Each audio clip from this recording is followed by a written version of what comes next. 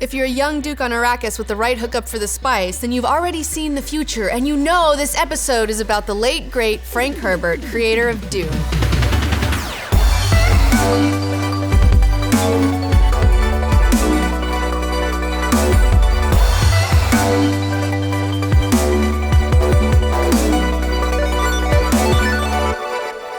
Today we're going to get into sandworms and sci-fi hallucinogens. That's right, we're talking about Frank Herbert, author of Dune, my personal favorite sci-fi series. Teacher, why do you honestly like Frank Herbert so much? Honestly, Frank Herbert?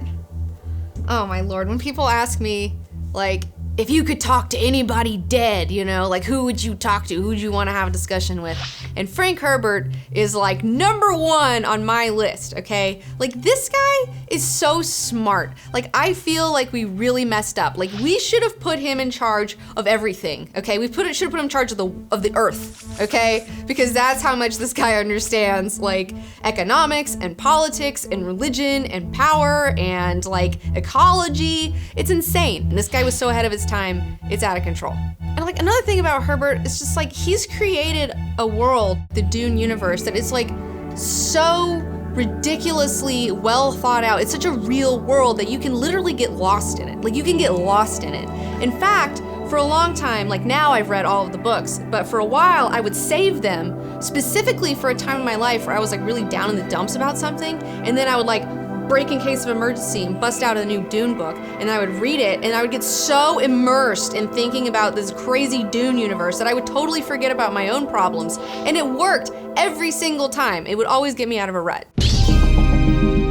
Set in a distant future, the sci-fi universe dreamed up by Herbert is one full of intrigue, spiritual mysteries, and a feudal political system run by aristocratic messiahs and monsters. The planet Arrakis, or Dune, is highly coveted as the source of the spice melange, the most expensive and coveted substance in the galaxy, which is only found on that one desert planet. What is the spice? Well, Robot, the spice is a multifunctional drug, but first and foremost, it's used as a geriatric substance, which means that it's used to prolong life. Teacher, I heard the spice also allows you to time travel. Yeah, I was getting to that, Brain, just a second. The drug also has some curious side effects, with the Bene Gesserit order using it to expand their consciousness and to sharpen their intuition. The Guild, on the other hand, use it to be able to fold time and space so that you can travel without moving. Wait, so there's this drug that's a spice that can time travel and can make you smarter, and it's yellow. Actually, it's blue. Oh yeah, and if you use it all the time, your eyes end up becoming blue within blue. And you look like a Fremen. I've seen the Dune movie. I know everything I need to know about Dune.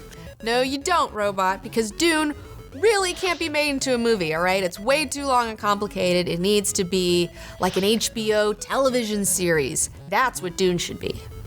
Herbert wrote 6 Dune novels in total and was working on the 7th when he passed away in 1986. The original Dune is reportedly the biggest and best-selling sci-fi book of all time, bigger than Ender's Game, Neuromancer, and even Battlefield Earth. Why are we bringing up freaking Battlefield Earth? Battlefield Earth? Yeah, that's in the script. When are we going to talk about Battlefield Earth? I'm never going to talk about Battlefield Earth. I saw that movie, and that's all I need to know about that book. See, you're just as judgmental as I am. Do as I say, not as I do, Robot. How did you learn about all of these things? You didn't study at the universities for 22 years, and you don't have 5 PhDs. I don't even know if you got a BS or an MA. I'm curious. Extremely curious, and I became an investigative reporter very early on. An investigative reporter who didn't just react. I wanted to know, I wanted to dig.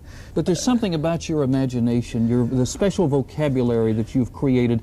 It's what I think the literary critics call the leap of imagination. It goes beyond just step 1 to step 2.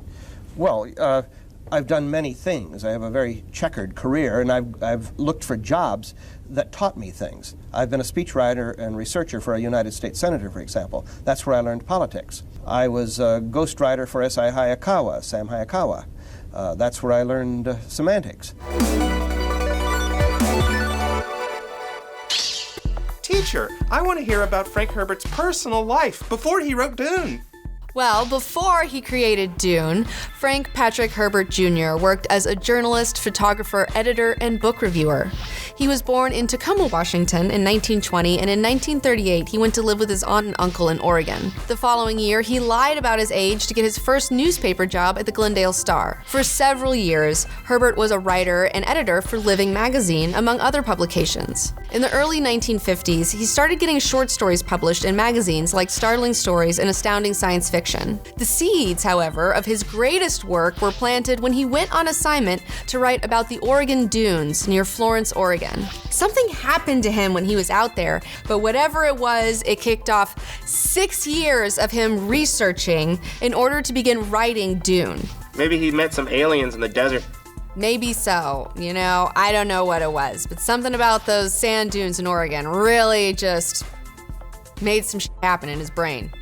And fun fact, Dune would not have been possible without the help of Frank Herbert's wife. Why's that? Well, Robot, she had to become the breadwinner of the family.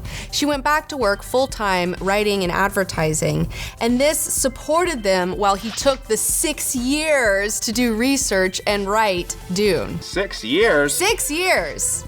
It's a lot of research this guy was doing. He had the whole series already in his brain. It's like insane. Oh, wow. Yeah, it's a lot of stuff to remember. That's why it took so long. Later, when Herbert was trying to get Dune first published as a novel, he was supposedly turned down by like 19 or 20 publishers, and one editor even wrote, "I might be making the mistake of a decade," before telling him to kick rocks and go somewhere else. Well, then how did he ever get it published? Well, Robot, a publisher known as the Chilton Book Company finally offered to publish Dune, but ironically, they were known mainly for their auto repair manuals, not science fiction. Auto repair manuals? Auto repair manuals. And in fact, a first edition Dune printed by Chilton goes for like $5,000 to $10,000, and when I'm super rich, I'm gonna get one of those. Another thing that makes Dune such a groundbreaking work is that it is the first major ecological science fiction novel ever published. In fact, Dune helped popularize the term ecology. That wasn't even a thing people were thinking about at that time. What's ecology? Well, Robot, ecology is a branch of biology that deals with the relations of organisms to one another and their physical surroundings. At that time, people weren't even thinking about a whole world as one ecological system.